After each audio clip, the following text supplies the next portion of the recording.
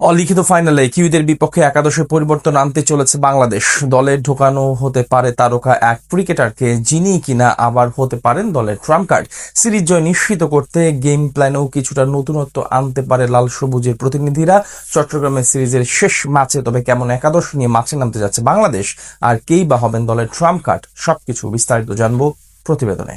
প্রথম ম্যাচে হারের পর দ্বিতীয় ম্যাচে ঘুরে দাঁড়িয়েছে বাংলাদেশ। নিউজিল্যান্ডের বিপক্ষে ম্যাচ জিতে নিয়েছে হেসে খেলে। এবার টাইগারদের লক্ষ্য সিরিজ জয় নিশ্চিত করা, আর সেই লক্ষ্যেই ঢাকা থেকে চট্টগ্রাম পাড়ি দিয়েছে লাল সবুজেরা।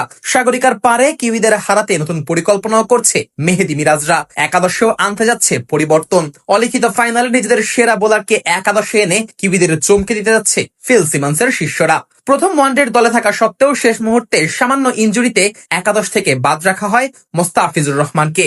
দলের সুযোগ দেওয়া হয় শরীফুল ইসলামকে, আর এই সুযোগের সৎ ব্যবহারটাও করেছিলেন এই বাহাতি। দল হারলেও প্রথম ম্যাচে বাংলাদেশের সেরা পারফর্মার ছিলেন এই শরীফুলই। দ্বিতীয় ম্যাচেও তাই মোস্তাফিজকে ছাড়া মাঠে নামে বাংলাদেশ। তবে তৃতীয় ওয়ানডের আগে মোস্তাফিজকে আবারও দলে আনার পরিকল্পনা করছে টাইগাররা। সেক্ষেত্রে বসানো হতে পারে শরীফুল ইসলামকে।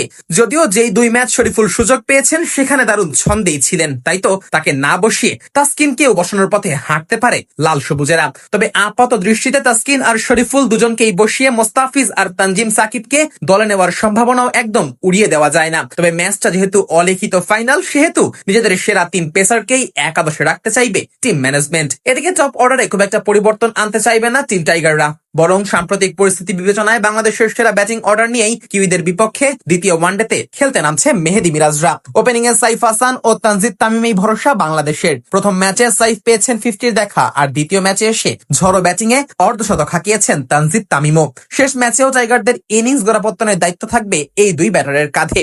ওয়ান ডাউন পজিশনে সৌম্য সরকারকে আরো একবার সুযোগ দেওয়ার পক্ষেই টিম ম্যানেজমেন্ট। প্রথম ম্যাচে সুযোগ না পাওয়ার সৌম্য দ্বিতীয় ম্যাচে সে সুযোগ পেয়ে সেটা কাজে লাগাতে ব্যর্থ হন। দুই অঙ্কের ঘরে পৌঁছানোর আগেই ফিরেছেন নিজের প্রিয় শট খেলতে গিয়ে।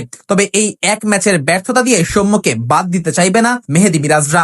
ছন্দে ফিরেছেন নাজমুল হোসেন শান্ত, সবশেষ ম্যাচে পেয়েছেন 50-র দেখা। মিডল অর্ডারে টাইগারদের যেই আক্ষেপ রয়েছে সেটাই দূর হতে পারে শান্তর হাত ধরেই। 5 ও 6 নম্বর পজিশনেও কোনো পরিবর্তন আনার সম্ভাবনা নেই বললেই চলে।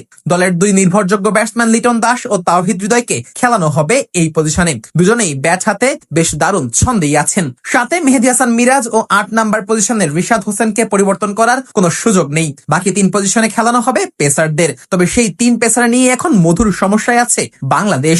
নাহিদ রানাকে যথারীতি খেলানো হবে, এটা এক প্রকার নিশ্চিত। এছাড়া পেসার হিসেবে মোস্তাফিজের খেলার সম্ভাবনাও রয়েছে প্রবল। আর বাকি থাকা এক পজিশনে শরীফুল ইসলাম কিংবা তানজিম হাসান সাকিবের থেকে যে কোনো একজনকে খেলাতে পারে লাল সবুজেরা।